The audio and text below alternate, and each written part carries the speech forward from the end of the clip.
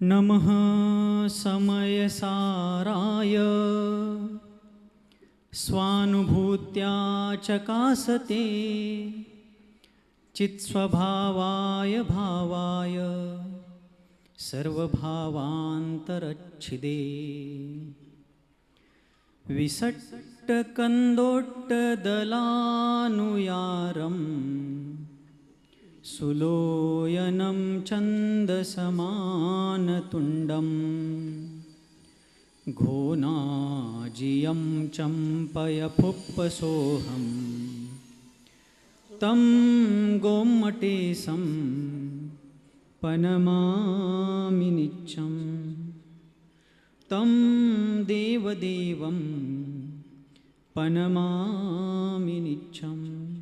पंचपरमेष्ठी भगवान की, देवाधिदेव गोमटेश्वर बाहुबली भगवान की, द्वादशांग जिनवानी माता की, चारित्र्य चक्रवर्ती समाधि सम्राट मुनिकुल पितामह धर्म साम्राज्य नायक योगींद्र चूड़ामणि 20वीं शताब्दी के प्रथम आचार्य भगवान श्री शांति सागर जी मुनि महाराज की, दीक्षा गुरु शांतमूर्ति वात्सल्य रत्नाकर गुरुवर आचार्य भगवान श्री सन्मति सागर जी मुनि महाराज की, परम पूज्य आचार्य भगवान श्री वर्धमान सागर जी मुनि महाराज की, परम पूज्य आचार्य श्री विद्यासागर जी मुनि महाराज की, परम पूज्य आचार्य श्री चंद्रप्रभ सागर जी महाराज की, परम पूज्य आचार्य श्री सुयश सागर जी महाराज की, अहिंसा परमो धर्म की, परम पूज्य अभिनव आचार्य आगम चक्रवर्ती आचार्य श्री विद्यासागर जी महामुनि राज्य की, समस्त आचार्य संघ की।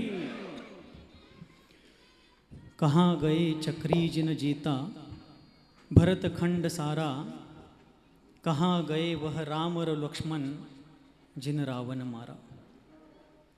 आज तक इस धरती पर असंख्य महापुरुष हुए, अनंत जीव संसार समुद्र से मुक्त हो गए, किंतु जितने जीव संसार से मुक्त हो गए उससे अनंत अनंत गुणी जीव चारों गतियों में आज भी भटक रहे हैं। और संसारी प्राणियों का संसार भ्रमण का कारण है उनके अंतःकरण का अनादिकालीन मिथ्यात्व, अज्ञान, असंयम और काषायिक आदि भाव। अपने ही आध्यात्मिक अपराध के कारण ये सभी जीव चारों गतियों में जन्म मरण आदि के अनंत प्रकार के दुखों का अनुभव करते हुए अपने दुखों का आरोपण दूसरों के माथे पर मढ़ते हुए सतत द्वेष और क्लेश को प्राप्त हो रहे हैं। अपने ही इंद्रिय और उनके साधनों में विषयों में तल्लीन रहने वाले सभी संसारी जीव अपने ही भौतिकवादी जीवन में इतने तल्लीन होते हैं कि यह अमूल्य दुर्लभतम मानव पर्याय हाथ से निकलती जा रही है, इस बात का उनको भान नहीं होता है। महान नीतिकारों ने, आचार्यों ने एक सुंदर नीति वाक्य एक जगह पर बताया कि संसारी जीव की क्या दयनीय स्थिति है, उसकी सोच, उसकी बुद्धि कितनी परांगमुख है। रात्रिर्गमिष्यति भविष्यति सुप्रभातम। एक भौरा होता है, भौरा, मराठी में उसको भूंगा बोलते हैं, संस्कृत में भ्रमर बोलते हैं। वो भ्रमर दिन भर फूलों के ऊपर का मकरंद स्वाद लेते हुए शाम के समय एक तालाब के किनारे पर जो पानी में कमल का फूल था उस फूल में बैठ करके उसका मकरंद पान करता है। जैसे ही सूर्यास्त होने लगता है, कमल की पंखुड़ियां बंद होने लगती है, फिर भी उसका मोह, उसकी आसक्ति कम नहीं होती है, वो उसी में तल्लीन रहता है। अंततो गत्वा सारी पंखुड़ियां बंद हो जाती है। वो भ्रमर जिसमें इतनी शक्ति है कि वो लकड़ी को भी चीर सकता है, लेकिन कमल की कोमल पंखुड़ियों को चीरने का विचार तक नहीं करता है और उस कमल कर्णिका में बैठकर सोचता है, रात्रिर्गमिष्यति भविष्यति सुप्रभातम। ये रात निकल जाएगी, सुप्रभात अर्थात सुबह हो जाएगी। भास्वान उदेश्यति हसस्यति पंकजश्री, और सूर्योदय होने के बाद यह कमल रूपी लक्ष्मी फिर से हंसने लगेगी, खिलने लगेगी। इत्थम विचिंतयति कोश गते द्विरेफे हा हंत हंत नलिनीम गजमुज्जहार। इस प्रकार कमल की कर्णिका में सोचता हुआ बैठा हुआ वह भ्रमर अपने आप में मग्न था, तल्लीन था, और उसी समय रात भर उसमें बैठकर दूसरे दिन उससे बाहर निकलने की कल्पना करने वाला वो भ्रमर अपनी खुशी में है। और उसी समय दिन भर जंगल में चारा पानी करके आया हुआ एक हाथी, एक गजराज पानी पीने के लिए उस तालाब पर आता है। पानी पीता है और निकलते समय उसी कमल नाल को उखाड़कर अपने मुख में डालता है। हा हंत हंत नलिनीम गजमुज्जहार, सुबह सूर्योदय होगा और मैं यहाँ से बाहर पड़ूंगा, ऐसा सोचने वाला भ्रमर एक क्षण में उस हाथी के जबड़े तले दबाया गया। संसारी जीव भी ऐसे ही सोचते हैं कि मेरा जीवन बहुत लंबा चौड़ा है, बहुत बड़ा है, मैं यहाँ से और आगे जा करके बहुत सारे मौज मजा करके, बहुत सारा पैसा कमा करके, मान सम्मान पद प्रतिष्ठा नाना प्रकार की साधन सुविधाओं को प्राप्त करके अंततोगत्वा मैं कहीं पर जाकर आत्मकल्याण का पुरुषार्थ करूंगा। लेकिन काल रूपी हाथी, मृत्यु रूपी हाथी उसका सतत पीछा कर रहा है। अनादिकाल से यही चक्र चला आया है। निरंतर यह संसार चक्र, यह इस संसारी जीव के पीछे लगा हुआ है और इसका स्वयं का ही आध्यात्मिक अपराध इस जीव को संसार में फंसाया हुआ है। लेकिन कुछ भाग्यवान भव्य जीव होते हैं जो संसार समुद्र के किनारे तक पहुंच गए हैं, मुक्ति का तट जिनको दिख रहा है। और ऐसे जीवों के लिए, उन भाग्यवान भव्यात्माओं के लिए जिन धर्म की शरण प्राप्त होती है, उन जीवों को धर्म की शरण बताने के लिए अनादिकाल से सतत भरत, ऐरावत और विदेह क्षेत्रों में 2.5 द्वीप में 24 तीर्थंकर, 20 तीर्थंकर उस क्षेत्र की व्यवस्था के अनुरूप होते रहे। तीर्थंकरों के साथ साथ अन्य अनेक प्रकार के केवली, श्रुत केवली आदि अनेक महान ज्ञानी मुनिजन होते रहे। और उन सभी मुनियों ने हम जैसे तुच्छ प्राणियों के लिए ऐसा उत्कृष्टतम मोक्ष मार्ग बताया। भगवान आदिनाथ से लेकर महावीर स्वामी पर्यंत 24 तीर्थंकर हुए। उनके बाद असंख्य अनेक ज्ञानी जन हुए, महान तपस्वी आचार्य हुए। किंतु पंचम काल का प्रभाव, उसमें भी दुष्मा काल और बीच के 650-700 वर्षों तक मुनि मुद्रा लगभग खंडित हो गई थी। 650-700 वर्षों तक अखंड भारतवर्ष में कोई भी आचार्य महाराज नहीं थे। तब जाकर के 650-700 वर्षों के अंतराल के बाद 100 वर्षों के पहले बुधवार दिनांक 7 अक्टूबर 1924 को समडोली के क्षितिज पर एक धर्म सूर्य का उदय हुआ, जो हम सभी के श्रद्धालोक के देवता चारित्र चक्रवर्ती आचार्य भगवान श्री शांति सागर जी महाराज के रूप में विराजित हैं, जिन्होंने जीर्ण शीर्ण खंडित मुनि परंपरा का पुनरुद्धार किया, उसका जीर्णोद्धार किया, असंख्य उपसर्ग झेले, अनेक परिश्रमों को सहन किया, यहाँ तक कि धर्म को संरक्षित करने के लिए, संवर्धित करने के लिए अपने प्राणों की बाजी तक लगा दी। मैं हमेशा कहता हूँ कि शांति सागर नहीं तो कोई भी सागर नहीं। क्योंकि ध्यान से सुनिए, चतुर्थ काल में भगवान बनना एक अपेक्षा से बहुत आसान है। ध्यान से सुनना है, सिर्फ कान से मत सुनो। चतुर्थ काल में भगवान बनना एक अपेक्षा से बहुत आसान है, किंतु पंचम काल में और उसमें भी 20वीं शताब्दी में शांति सागर बनना सबके बस की बात नहीं है। ऐसे महामहिम महाश्रमण आचार्य शांति सागर जी महाराज हुए। उनके पहले सैकड़ों वर्षों तक कोई आचार्य नहीं हुए, वे आचार्य हुए।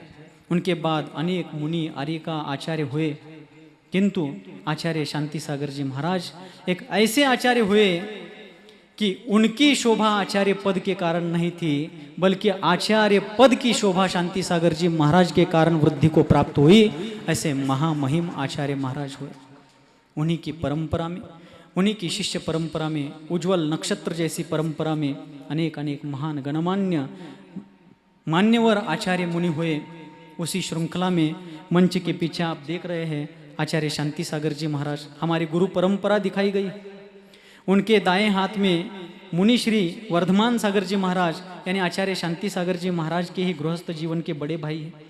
उनके दाएं हाथ में मुनि श्री आदि सागर जी महाराज, जिनका जन्मस्थान शेड़बाल था। उन्हीं के शिष्य आचार्य श्री श्रुत सागर जी महाराज, जो शिरोल के पास हसूर के नगर गौरव है, महान ज्ञानी कर्णानुयोग के विद्वान आचार्य हुए। उनके शिष्य आचार्य श्रुत सागर जी महाराज के शिष्य हमारे गुरु कि जिनके हृदय रूपी पद्म सरोवर से विश्वव्यापी वात्सल्य की लोक कल्याणकारी धर्म गंगा निर्व्याज रूप से निरंतर बहती थी, जो भगवान सन्मति नाथ के लघुनंदन थे, जो चारित्र चक्रवर्ती आचार्य शांति सागर जी महाराज के मूल संघ आचार्य परंपरा के आभूषण स्वरूप थे, जिनका जीवन मानवता का मानदंड और उदारता का उदाहरण था, जो धर्मरथ के समर्थ सारथी है, जिनका जीवन शरणागतों के लिए आश्रित जन वत्सल है, जो संसार समुद्र में डूबने वालों के लिए अभेद्य धर्म नौका समान है, जो अज्ञान के अंधकार में उलझे हुए लोगों के लिए रत्नत्रय के रत्न दीप समान है, और मूलाचार ही जिनका साधन है और समय सार ही जिनका साध्य है, ऐसे मेरे जीवन के सर्वे सर्वा भाग्य विधाता आचार्य गुरुवर सन्मति सागर जी महाराज, आचार्य श्रुत सागर जी महाराज के शिष्य, उनसे दीक्षा लेने का सौभाग्य मेरे जैसे पामर को प्राप्त हुआ, हमारे गुरु बंधुओं को प्राप्त हुआ, और उन्हीं आचार्य देव के शिष्य हुए आचार्य वर्य श्री वर्धमान सागर जी महाराज आज आपके सामने बैठे। अभी कुछ समय पहले आर्यिका श्री शुद्धोहम श्री माता जी ने कहा कि उन्होंने कभी मेरे आंखों में आंसू नहीं देखे थे। हमारे गुरुदेव सन्मति सागर जी महाराज हमेशा कहते थे, दो पंक्तियां, मराठी की पंक्तियां कहते थे की अश्रू ढाळू नकोस वेड्या, जगाला दुःख कळत नाही, आम्ही देखील रडतो पण ते डोळ्यांनाही कळत नाही, आम्ही देखील रडतो पण ते डोळ्यांनाही कळत नाही। कुछ भूमिकाएं ऐसी होती है कि जहां अपना दुख अंधियारे में निगलना पड़ता है, सबके सामने व्यक्त नहीं कर सकते, लेकिन आज भावनाएं नहीं रोक पाया। उसका कारण यह था कि आचार्य महाराज के स्वर्गारोहण के बाद हम जिनकी छत्र छाया में बड़े हुए, जिनका हाथ पकड़ करके इस मार्ग पर चलने का हम सभी को साहस प्राप्त हुआ, जिनके मार्गदर्शन में इस महावीर के महामार्ग की यात्रा हम लोग कर रहे थे, जिनके चरणों में बैठ करके हम सुबह शाम आचार्य वंदना करके दैवसिक रात्रिक प्रायश्चित्त लेते थे, जिनके आदेश उपदेश के अनुसार विहार करते थे और सारी संघ की गतिविधियां होती थी, आज वे नीचे बैठेंगे और उनके सामने मुझे उनके ऊपर बैठना पड़ेगा। एक कर्तव्य कठोर भार मेरे जीवन में आज आया है, यह सोच करके मन उस समय व्याकुल हो रहा था। पूज्य बड़े महाराज जो मेरे लिए गुरु तुल्य है, धर्म सागर जी महाराज, उनके ऊपर उनसे ऊपर बैठना पड़ेगा, यह सोच करके उस समय आश्रुओं को नहीं रोक पाया। आचार्य वर्धमान सागर जी महाराज की तरफ देखी, ध्यान से देखी। आप लोग समझते हैं, आप प्रापंचिक गृहस्थिक जीवन जीने वाले हैं, आपने बहुत से ऐसे लोगों को देखा होगा कि फटी हुई चप्पल जूतियों को त्याग करना भी बहुत से लोगों को संभव नहीं है। इतने विशाल संघ का सहजता से त्याग करना और इस उच्चासन का त्याग करना ऐरे गैरे का काम नहीं। उनके चेहरे पर कोई किसी प्रकार का खेद भाव, किसी भी प्रकार का दुख, कोई व्यथा दिखती। इसी को आचार्य कुंद कुंद भगवान ने समय सार में सहज समय सार कहा है, जिसको हम सभी लोग आज जीवंत रूप में सामने देख रहे हैं। आचार्य वर्धमान सागर जी महाराज हमारे संघ की विभूति है। आसान बात नहीं है। अपने अहंकार को दबाना, मान कषाय को खंडित करना और गर्व के शिखर से नीचे उतरना हर किसी के बस की बात नहीं है, क्योंकि महाकवि आचार्य विद्यासागर जी महाराज ने एक जगह पर कहा है, जो मानते हैं स्वयं को सबसे बड़े हैं वे बहुत दूर अभी धर्म से खड़े हैं। जो स्वयं को सबसे बड़ा मानता है वो कभी बड़ा नहीं होता है। फिर बड़ा कौन होता है? किसी नीतिकार ने कहा है, जो अपने आप को बड़ा मानता है वो बड़ा नहीं होता है, बल्कि जो दूसरों को कभी छोटा नहीं समझता है वो बड़ा होता है। हमारे आचार्य वर्धमान सागर जी महाराज ऐसे, जिनको अपना कहने वाला, कहलाने वाला व्यक्तिगत कोई गर्व हमने कभी नहीं देखा। मैं उनकी मुख स्तुति नहीं करता हूँ। आप लोगों ने बहुत बार सुना होगा, मैं हमेशा कहता हूँ कि मैं भी कभी चने के पेड़ पर चढ़ता नहीं और किसी को चढ़ाता नहीं, और मैं भले कितना ही चढ़ाऊँ, आचार्य वर्धमान सागर जी महाराज कभी चने के पेड़ पर चढ़ने वाले नहीं हैं। क्यों? क्योंकि नारियल के पेड़ से नीचे गिरने पर जितनी चोट नहीं आती, उससे ज़्यादा चोट चने के पेड़ से नीचे गिरने पर आती है। ये इतनी सरलता की मूर्ति और एक विशेषता है उनकी। आज इस कलिकाल में, इस भयंकर हुंडाव सर्पिनी काल में समर्पित शिष्य मिलना बहुत दुर्लभ है। शिष्य तो हजारों मिलेंगे, लेकिन समर्पित शिष्यों की प्राप्ति होना बहुत दुर्लभ है। हमारे गुरुदेव ऐसे भाग्यवान थे, सन्मति सागर आचार्य देव ऐसे भाग्यवान थे कि जिनको वर्धमान सागर जी जैसा ऐसा शिष्य मिला कि जिन्होंने अपने 2004 से लेकर आज 2026 22 वर्ष की मुनि साधना में एक बार भी गुरु आज्ञा का भंग नहीं किया। अभंग रूप से गुरु आज्ञा का पालन करने वाला ये शिष्योत्तम। ऐसे हमारे आचार्य महाराज। यह संग एक रत्नों की माला है। हमारे बड़े महाराज, आज सुबह जब मैं मंदिर जी में उनके कक्ष में गया, कंटाळा आलाय, चालेल ना थोडा वेळ? ह्याच मंडपात आहे का तुम्ही मनानं त्या मंडपात आहे? आज सुबह जब मैं उनकी कक्ष में गया, उनके चरणों में बैठकर मैं नमस्ते कर रहा था, मन द्रवीभूत हो रहा था कि आगे चाह करके भी मैं बहुत प्रयास करूंगा, मैं चाहूंगा कि उनके चरणों में नीचे बैठ करके उनको नमस्ते करूं, लेकिन वो करने नहीं देंगे। आज अंतिम बार उनसे नीचे बैठने का प्रसंग मेरे ऊपर आ रहा है। यह संघ एक ऐसा संघ है, इस संघ में बैठे हुए ये सभी मुनिराज रत्नों की तरह है, और उस रत्नों को, अलग अलग रत्नों को गुरुदेव सन्मति सागर जी महाराज और गुरुदेव वर्धमान सागर जी महाराज ने वात्सल्य के धागे में पिरो करके रत्नमाला बनाई हुई है। ऐसा संघ, यह संघ, अपने ही संघ की स्तुति नहीं कर रहा हूँ, वास्तविकता बता रहा हूँ। इस संघ में हर क्षेत्र से आए हुए मुनि हैं। मध्य प्रदेश से, महाराष्ट्र से है, कर्नाटका से है, दूर दूर प्रांतों से आए हुए मुनि इस संघ में शिष्यत्व को धारण किए हुए, लेकिन सभी आनंद के साथ। वयोवृद्ध मुनि हैं, मध्यम वयस्क है, अल्प उम्र के कम है, लेकिन सभी एकमेक के साथ जीवन जीने वाले, एकमेक के सुख दुख में सम्मिलित होने वाले, एकमेक की वेदना संवेदना में अपना मान करके चलने वाले ये सभी मुनि महाराज, ये हमारा परिवार है। आज यहाँ पर इन सभी ने, पूज्य गुण सागर जी महाराज, निर्यापक श्रमण श्री सिद्धांत सागर जी महाराज ने सभी भूमिकाएं बताई कि आयोजन किस कारण से हुआ, कैसे हुआ, लेकिन उसमें एक बीच बात मैं आज बताना चाहता हूँ।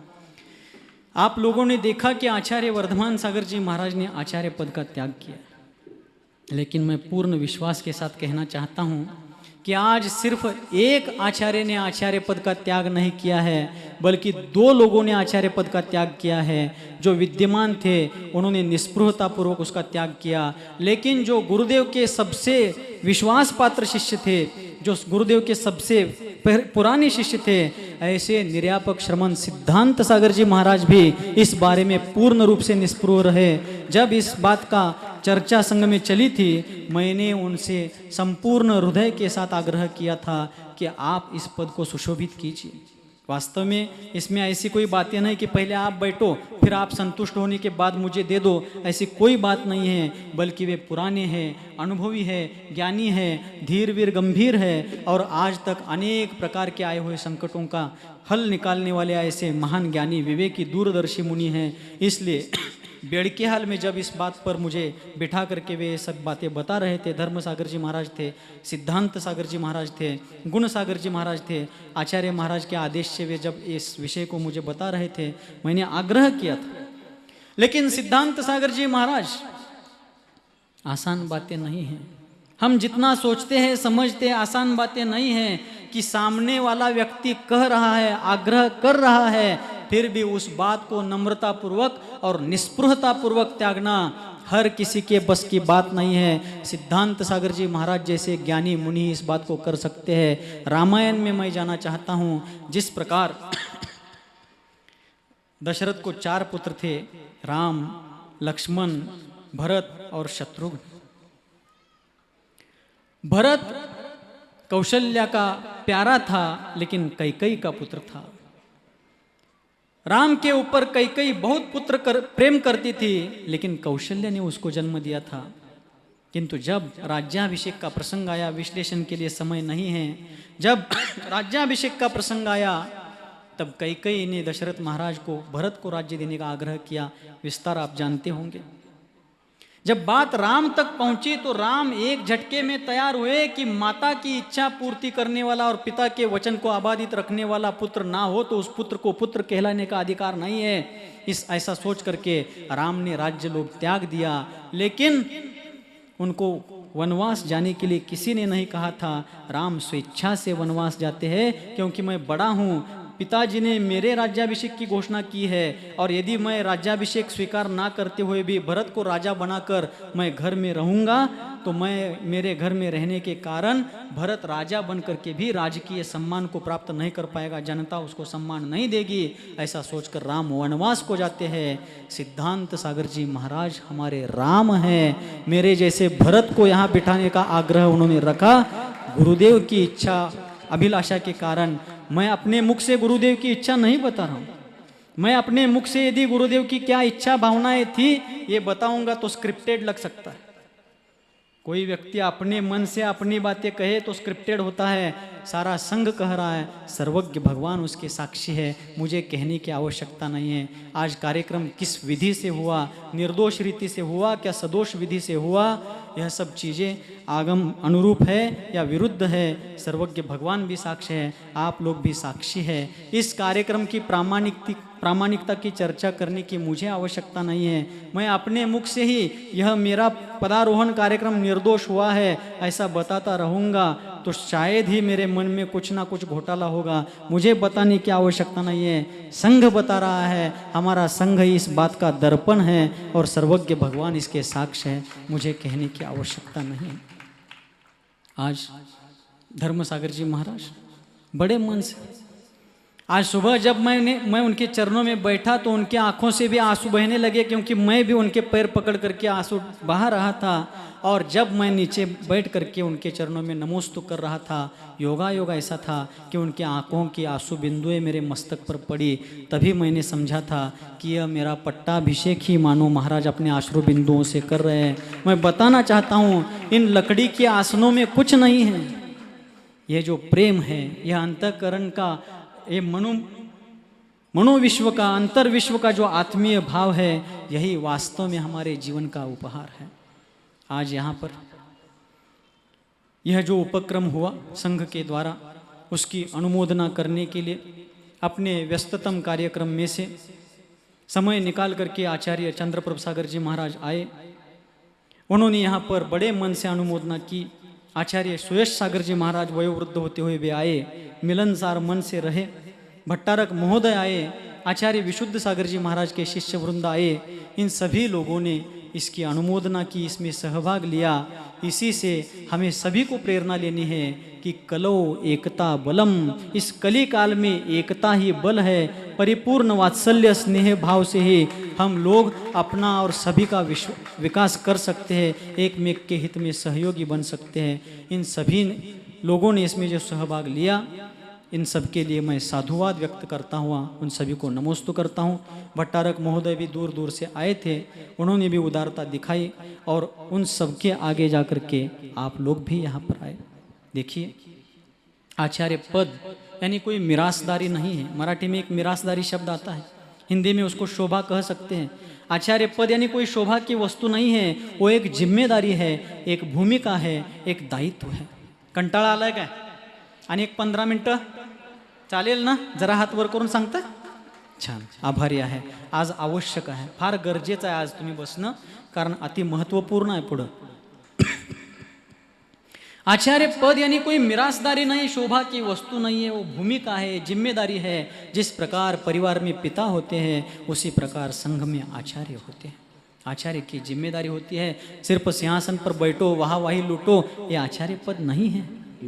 बल्कि आचार्य कौन होते हैं, उनका दायित्व क्या है, इसकी व्याख्या करते हुए पूज्यपाद स्वामी ने कहा, परहित संपादनैक कार्यम आचार्य वर्यम। अपना कल्याण तो मुनि पद में ही होता है, आचार्य पद में आत्मकल्याण पूर्ण रूप से नहीं हो सकता, अंत में उसको छोड़ना पड़ता है, जिसका आदर्श कीर्तिमान आज इन महामहिम मुनिवर ने अपने सामने प्रस्थापित किया।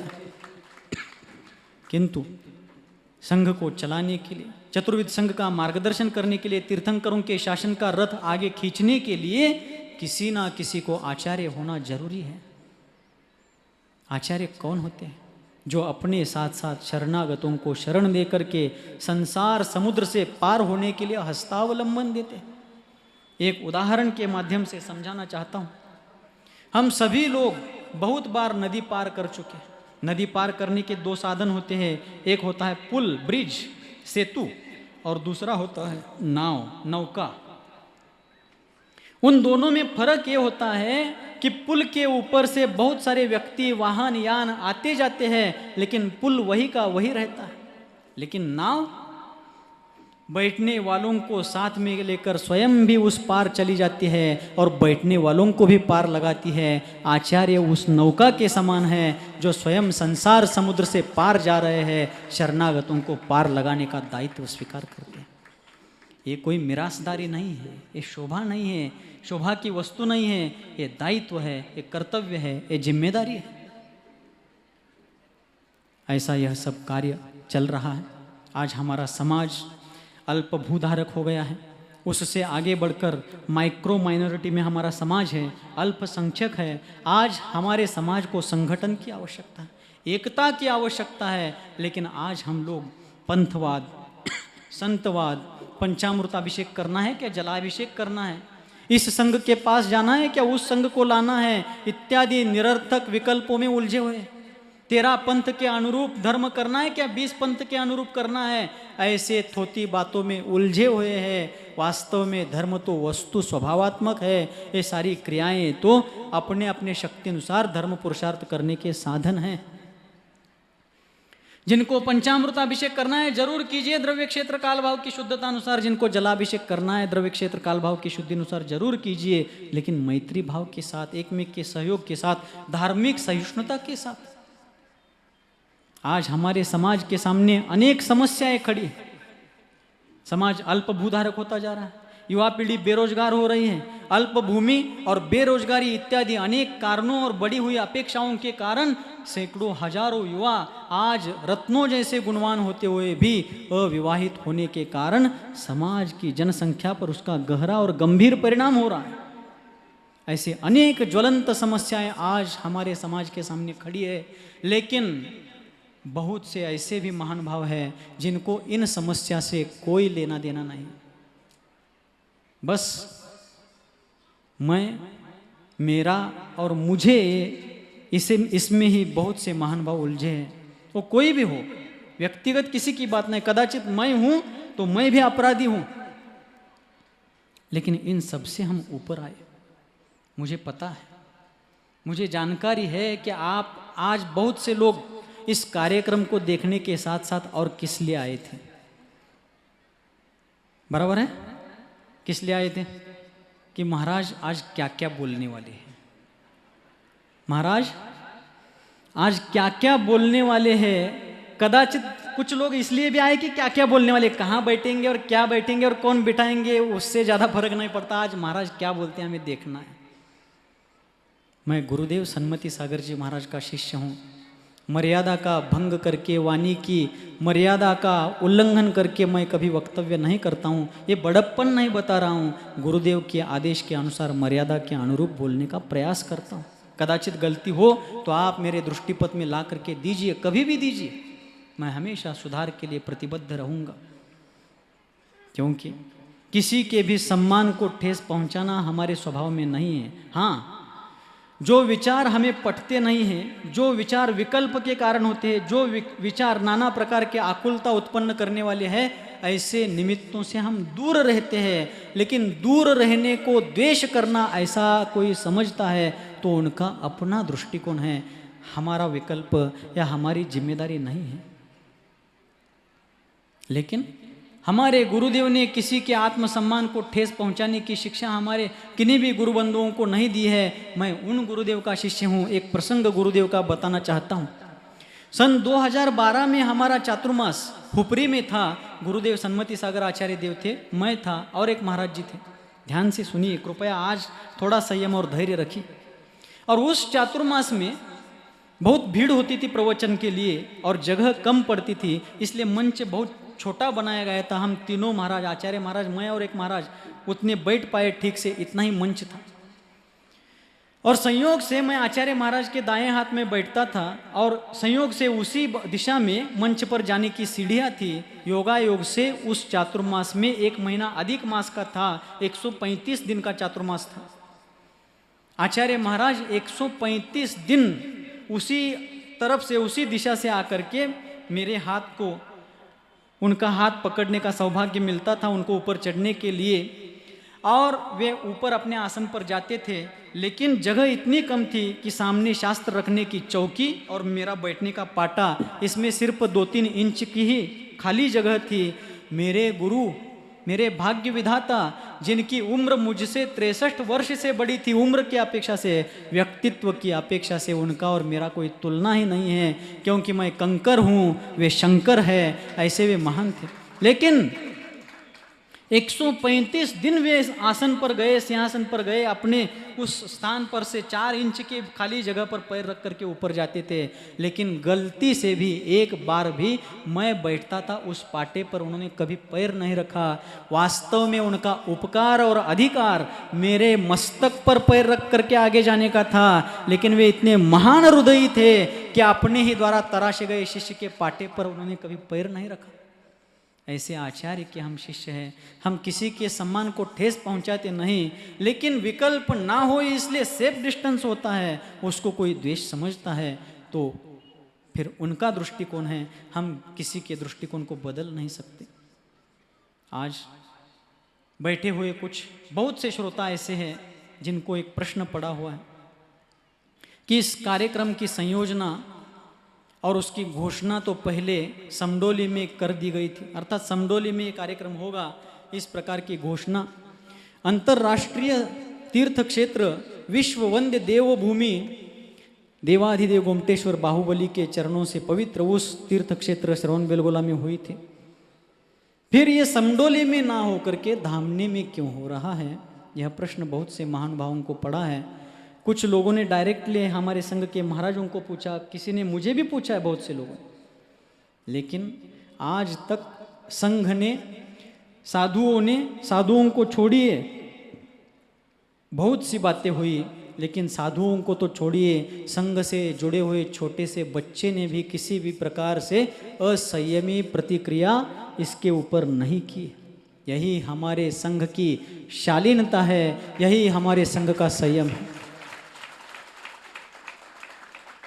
9 नवंबर, उसके कुछ पहले जाना चाहता हूँ। 18 अप्रैल 2025 को, पिछले वर्ष, हमारे गुरुदेव की जन्मभूमि चांद शरदवाड़ के पंच कल्याणक में पूज्य आचार्य वर्य वर्धमान सागर जी महाराज ने संघ से विचार विमर्श करके अमुक अमुक मुनि को मैं अपना उत्तरदायित्व सौंपूंगा, इस बात की घोषणा मंच से की थी। लेकिन जैसा कि महाराज जी ने कहा कि मैंने उस समय आग्रह किया कि यहाँ पर अभी उस विकल्प में नहीं पड़ते हैं, इतना बड़ा संघ इतने बड़े तीर्थ क्षेत्र को जा रहा है, वो सारा विहार और वो ऐतिहासिक चातुर्मास इन महामहिम की छत्र छाया में और उनके आदेश से होना चाहिए, इसलिए उस समय मैंने उसको स्वीकारा नहीं। ये कोई बड़प्पन नहीं है, मेरा कर्तव्य। संघ श्रवणबेलगोला पहुंचा। फिर चातुर्मास के उपरांत 9 नवंबर 2025 को चारुकीर्ति स्वामी जी के तत्वावधान और नेतृत्व में संघ के मार्गदर्शन में वहाँ पर विंध्यगिरी और चंद्रगिरी के बीच में उत्तर दिशा में एक पहाड़ी थी। वहाँ पर स्वामी जी की संकल्पना थी कि जिन्होंने जीर्ण शीर्ण मुनि परंपरा का जीर्णोद्धार किया है, उन महामहिम चारित्र चक्रवर्ती आचार्य महोदय की एक प्रतिमा स्थापित की जाए। तो संघ ने सहर्ष अनुमोदना की और संघ की यात्रा कराने वाले श्रावकों ने, महानुभावों ने उस प्रतिमा की पूरी राशि उनके लिए दान दे दी और 9 नवंबर को उस प्रतिमा की स्थापना हुई, जिसका नाम शांति सागर महाराज के नाम से शांतिगिरी के रूप में उद्घोषित किया गया। और उसी कार्यक्रम में एक बात डिक्लेयर की गई कि 20 फरवरी 2026 को समडोली धर्मनगरी में आगामी आचार्य पद पदारोहण का कार्यक्रम होगा। ये तो घोषणा हो गई। और उसके 2 दिन बाद 11 नवंबर को आचार्य महाराज और उनके साथ वयोवृद्ध मुनियों का विहार हुआ। उसके 2 दिन बाद 13 नवंबर को हमारा सिद्धांत सागर जी महाराज आदि मुनियों का विहार हुआ। और विहार करते करते धर्मस्थल का दर्शन करके हम आगे आए थे। ध्यान से सुनिए। और 22 नवंबर 2025 को, कितनी तारीख है? 22 नवंबर 2025 को सोशल मीडिया पर एक पोस्ट आई। क्या पोस्ट आई? कि आचार्य वर्धमान सागर जी महाराज के संघ के 4 महाराजों को गाड़ी से श्रवणबेलगोला से सांगली एरिया में भेजा गया। ध्यान से सुनिए, सभी लोग ध्यान से सुनिए। मैं कमरे में नहीं बोल रहा हूं, मंच पर बोल रहा हूं। ध्यान से सुनना। जो सोशल मीडिया पर बात आई थी वो बिल्कुल सत्य है। सत्य को स्वीकार नहीं करने वाला मुनि तो क्या मनुष्य भी नहीं कहलाएगा। किंतु किसी भी बात के तह तक पहुंचना चाहिए, पूरी जानकारी लेनी चाहिए। 27 या 28 अक्टूबर को, एक दिन आगे पीछे हो सकता है, 27 या 28, 25 तारीख को अक्टूबर के चातुर्मास समाप्त हुआ। 27 या 28 तारीख को संघ ने बैठकर विचार करके 4 मुनियों को चौपहिया गाड़ी से सचमुच में श्रवणबेलगोला से यहाँ चांद शिरदवाड़ में भेजा था। लेकिन एक बात ध्यान रखिए, हमने मुनियों को भेजा नहीं था, उनको हमें भेजना पड़ा था। क्यों भेजना पड़ा, किसी ने विचार किया? लेकिन विचार किए बिना ही कुछ महानुभावों ने गलत तरीके से उसको सोशल मीडिया पर फैला दिया।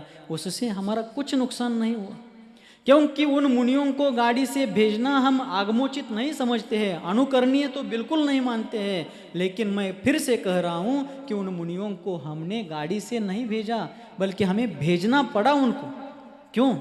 सबकी उम्र 80 से ऊपर तो थी, लेकिन उम्र से भी ज़्यादा उनकी जो शारीरिक स्थिति ऐसी हुई थी, जिन्होंने भी उनको आंखों से देखा है, वे लोग उस बात को सहर्ष स्वीकार करेंगे कि इन मुनियों को इस तरह से भेजा गया, उनके ऊपर दया की गई है।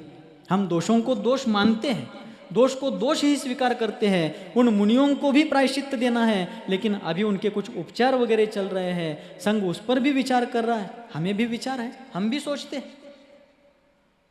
आज इस मंच पर उन 4 महाराजों में से एक महाराज नहीं आ पाए। क्यों? आज भी वे अत्यवस्थ हैं। ऐसी स्थितियों में दिन में 3-4 बार उनको डिसेंट्री लगती थी। शरीर की वयोवृद्धता के कारण, इंद्रियों की शिथिलता के कारण उस पर नियंत्रण नहीं रह पाता था। ऐसी बहुत सी समस्याएं थी।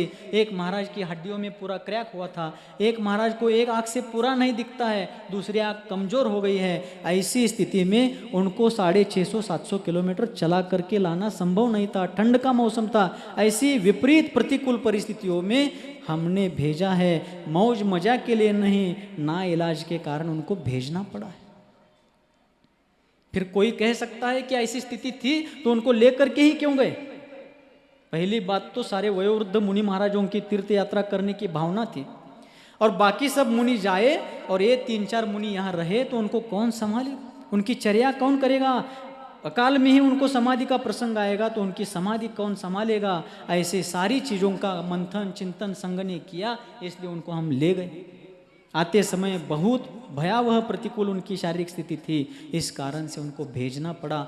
यदि गाड़ी से मौज के रूप में ही भेजना था तो हमारे आचार्य वर्धमान सागर जी महाराज, जिनकी उम्र लगभग 80 के पास है, 76-77 वर्ष की उम्र है, दोनों पैर लड़खड़ाते हैं, हाथ थर थर कांपते हैं, लेकिन इस दुर्बल काया में, क्षीण अवस्था में भी मुनियों के हाथ का सहारा लेकर के 700 किलोमीटर तक ये साधु चलता हुआ आया। पार्श्व सागर जी महाराज कहाँ बैठे हैं? 87 वर्ष के पार्श्व सागर जी महाराज है, निचली पंक्ति में उस दिशा से 3 नंबर के। बैठो, इलेक्शन समाप्त हुए, बैठो। हाँ, अखाड़े में वो पहलवान की करके आए, इसलिए पहलवान जैसे खड़े, बैठिए। 87 वर्ष उम्र है, चलते आए। 80 पार बहुत से मुनि हैं। 84 वर्ष के गुण सागर जी, धर्म सागर जी महाराज है, और भी बहुत सारे वयोवृद्ध मुनि महाराज है। यदि गाड़ी से मौज के रूप में भेजना होता तो चलो भाई 20-21 सीटर गाड़ी करो, धर्मस्थल आदि यात्रा करके सभी चलते हैं, ऐसा करते फिर।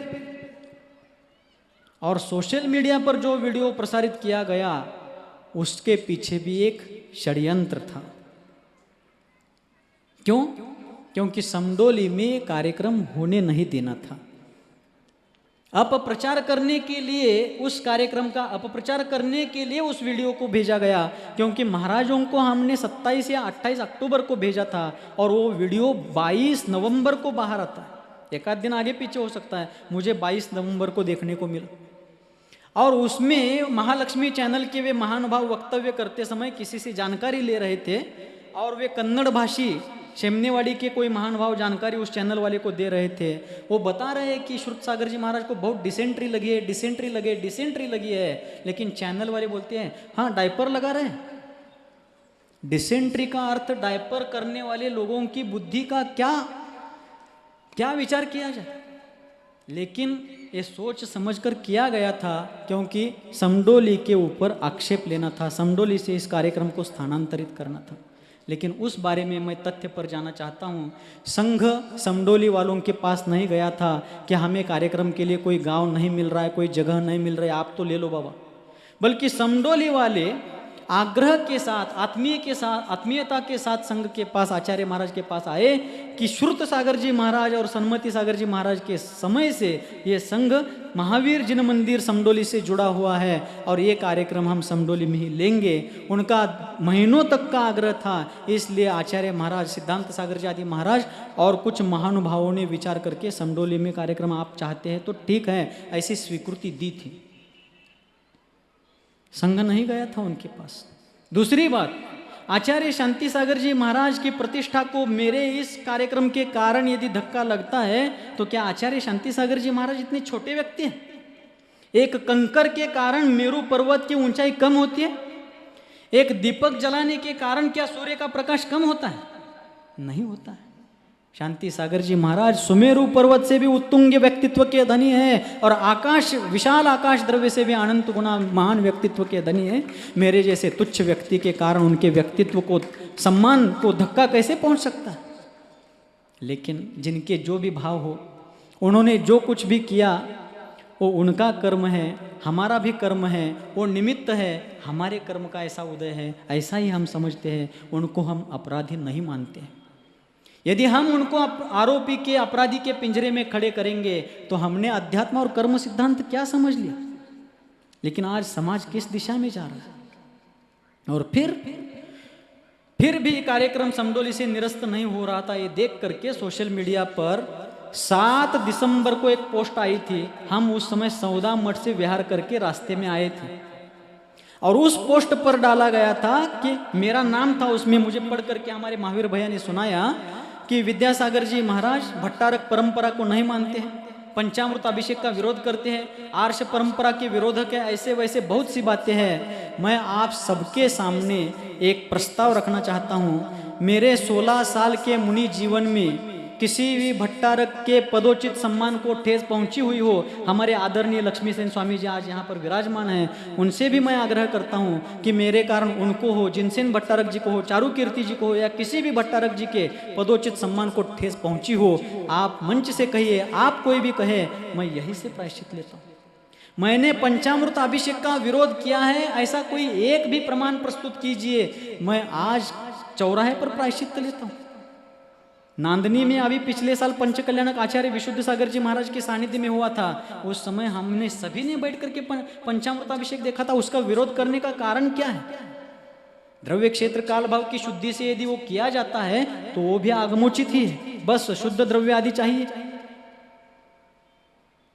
लेकिन एक ईर्ष्या, एक असूया, एक मत्सर, एक तिरस्कार की भावना, ठीक है वो भी उनके भाव है, उनके कर्म है, हमारा कर्म है, मैं आरोप नहीं कर रहा हूं। फिर आगे जाकर के शांतिनाथ जिन मंदिर समडोली के बहुत से महानुभाव नांदनी मठ में गए। ये मैं तकरार नहीं बता रहा हूं, बल्कि लोगों की जिज्ञासा का सिर्फ स्पष्टीकरण दे रहा हूं। बहुत से लोग वहां के शांतिनाथ मंदिर के नांदनी में जाकर के भट्टारक जी से मिले। वहाँ उन्होंने आग्रह किया कि ये कार्यक्रम यहाँ नहीं होना चाहिए, ऐसा वैसा, क्योंकि आचार्य शांति सागर जी महाराज के पदारूढ़ स्थान पर दूसरे कोई आचार्य नहीं होने चाहिए। किंतु 2016 के दरमियान शांतिनाथ मंदिर के लोगों ने स्वयं अरहत बली जी महाराज को आचार्य पद देने का प्रयोग किया था। बस अरहत बली जी महाराज ने वयोवृद्धता के कारण नहीं लिया था। यहाँ आचार्य पद महावीर जिन मंदिर के लोग नहीं दे रहे थे, हमारे आचार्य वर्धमान सागर जी स्वयं का आचार्य पद त्याग करके मेरे पास सौंप रहे थे। लेकिन उसका विरोध उन्होंने इसलिए किया क्योंकि उनको ईर्ष्या, मत्सर, तिरस्कार होगा। नहीं तो अरहत बली जी महाराज को आचार्य पद देना लोगों के द्वारा वहां मान्य है, और दूसरे कोई आचार्य अपना आचार्य पद आगे बढ़ाते वो मात्र गलत है। फिर मैं एक आज समाज के सामने एक विचार रखना चाहता हूँ। यदि आचार्य शांति सागर जी महाराज का आचार्य पद वहाँ होने के कारण दूसरा कोई आचार्य नहीं हो सकता है, कोई बात नहीं है। तो जहाँ आचार्य शांति सागर जी महाराज की संलेखना हुई, उस कुंतलगिरी पर दूसरे कोई संलेखना भी नहीं ले सकते। आचार्य शांति सागर जी महाराज की संलेखना जिस कुंतलगिरी सिद्ध क्षेत्र पर हुई, वहां पर दूसरे कोई संलेखना लेंगे तो वहां पर भी शांति सागर जी महाराज का महत्व फिर कम होगा। सम्मेद शिखर जी पर अजितनाथ तीर्थंकर इस काल में मुक्त हुए, संभवनाथ भगवान को वहां नहीं जाना चाहिए था। ये सब तथ्यात्मक बातें नहीं हैं, सिर्फ पेट दर्द है, फिर भी उसमें हमारा ही कर्मोदय मुख्य है, वे बाह्य निमित्त है। इस बात को मैं स्वीकार करता हूँ, क्योंकि बस मैं और एक बार स्पष्ट करता हूँ, मैं तकरार नहीं कर रहा हूँ। जो घटनाएं घटी और लोगों को उत्कंठा थी कि ऐसा क्यों हुआ, बस उसका स्पष्टीकरण दे रहा हूँ, इसको उत्तर मत समझिए। अशोक पाटनी जी, जैन गौरव, भारतवर्ष के दानवीर भामाशाह अशोक पाटनी जी को शांतिनाथ मंदिर के लेटर हेड से पत्र लिख करके भेजा गया ट्रस्टियों के द्वारा कि हाँ ऐसा नहीं होना चाहिए वगैरह वगैरह, उनको परेशान किया गया। बहुत से महाव्रतियों ने भी इसमें विरोध में सहभाग किया। हमारा कर्मोदय है, वे बाह्य निमित्त है, लेकिन यदि समडोली में आचार्य दूसरा कोई आचार्य पद पर आरूढ़ होता है, उससे शांति सागर जी महाराज का महत्व कम होता है, तो कुंतलगिरी पर इसके आगे किसी को संलेखना नहीं लेनी चाहिए। मैं उसके विरोध में नहीं हूं कि कोई किसी को वहां नहीं लेनी चाहिए, उनका दृष्टिकोण फिर उस विषय में ऐसा भी होना चाहिए शायद, लेकिन ये अज्ञान है। फिर कोई कह सकता है यदि ऐसा था फिर आपने कार्यक्रम स्थानांतरित करने को इतना विलंब क्यों किया। समडोली की सैकड़ों महिलाएं आज भी रो रही है कि हम जीवन भर अपमानित जीवन जी रहे हैं, कि हमने कार्यक्रम आयोजित किया था, वहाँ कार्यक्रम निरस्त हुआ। बस उनको समझाने के लिए हमें ज़्यादा समय लगा। हमारी ओर से कोई आग्रह ही नहीं था कि कोई कुछ भी कहे हम वही जाकर करेंगे, ऐसा हमारा किसी का कोई आग्रह नहीं था। तथ्यों को समझे, वस्तु स्थिति को समझे और विचार करे। संघ के महाराज शांत थे, संयमी थे, लेकिन समडोली वालों का दुख देख करके संघ के कितने ही महाराज, सिद्धांत सागर जी, स्वयं सिद्धांत सागर जी, आगम सागर जी की आंखों में आंसू आए। लेकिन मैं बड़प्पन नहीं बता रहा हूँ, आज भी मैं उसी धैर्य के साथ चला हूँ। और जिन्होंने ये सब किया, उन्होंने हमारे धैर्य की परीक्षा देखने के हमें अवसर दिया। आगे भी मैं उनको कहना चाहूँगा कि हमारे धैर्य की अग्नि परीक्षा भी यदि कोई करना चाहता है तो मैं उनका सादर सहर्ष स्वागत करता हूँ। वे आए, हमारे धैर्य की अग्नि परीक्षा भी करके देखे। लेकिन जिन्होंने, जो कोई भी व्रति हो, महाव्रति हो, अनुव्रति या अव्रति हो, आप कोई भी उनके प्रति कोई द्वेष ना करें। शांतिनाथ मंदिर के अध्यक्ष महोदय ने यहाँ तक एक कुतर्क कर दिया कि यदि विद्यासागर महाराज को आप महावीर मंदिर वाले वहां आचार्य पद दोगे तो शांति सागर महाराज के साथ उनका भी स्मारक बना डालोगे। कल विचारों की ऊंचाई है, ठीक है ये सब बातें, लेकिन एक दो पंक्तियां बता करके मैं अपनी बात रोक रहा हूं। इस जमाने में तेरे होठों पर तबस्सुम की लकीर, किसी उर्दू विचारक ने कहा तबस्सुम यानी हंसी, प्रसन्नता, खुशी। इस जमाने में तेरे होठों पर तबस्सुम की लकीर, हंसने वाले तेरा पत्थर का कलेजा होगा, हंसने वाले तेरा पत्थर का कलेजा होगा। सिद्धांत सागर जी की आंखों में आंसू आ गए समडोली वालों का दुख देखकर। मैं विचलित नहीं हुआ, इसलिए फिर से उन लोगों को कहना चाहूँगा कि मेरे धैर्य की अग्नि परीक्षा भी यदि आप देखना चाहते हैं तो मैं आपका सादर सहर्ष स्वागत करता हूँ। आप सभी लोग आए, ये सारा सम्मान मैं आप लोगों के प्रेम के प्रति, संघ की उदारता के प्रति अर्पित करता हूँ, क्योंकि इस लकड़ी के आसन से बड़ा लोगों का हृदय से आसन है। आप सभी के प्रेम से बड़ा कोई आसन नहीं है। आचार्य वर्धमान सागर जी महाराज सहित निर्यापक द्वय और पूरे संघ ने मेरे ऊपर विश्वास जताया, उन सब के प्रति मैं कृतज्ञ हूँ। आदरणीय वसंत दादा जो आज भी एक अपेक्षा से मेरे गुरु हैं, उनका मैं कृतज्ञता से स्मरण करता हूँ। आचार्य सुविधि सागर जी महाराज, जिन्होंने श्रवण बेलगोला में आचार्य वर्धमान सागर जी महाराज से प्रायश्चित ग्रंथ पढ़ते समय सुविधि सागर आचार्य महाराज ने भी मेरा मार्गदर्शन किया, कृतज्ञता पूर्वक उनके चरणों में नमस्कार करता हूँ। और आप सबने आज तक परिचित अपरिचित होते हुए भी मेरी वयावृत्ति आदि की, आप सबका महान उपकार है आप सबके प्रति, और जन्म देने वाले, पालन पोषण करने वाले इन सभी के प्रति और गुरुदेव के प्रति अपनी कृतज्ञता व्यक्त करता हूँ। फिर भी इस विषय का स्पष्टीकरण करते हुए किसी को भी ठेस पहुँची हो, विशेषकर शांतिनाथ जिन मंदिर के समडोली के महानुभावों को ठेस पहुँची हो, तो मैं उनको भी क्षमा चाहते हुए उनकी क्षमा मांगता हूँ। और आप सभी के प्रति कृतज्ञता के भाव रखते हुए, जिन धर्म के प्रति कृतज्ञता के भाव रखते हुए वाणी को विराम देता हूँ। अहिंसा परमो धर्म की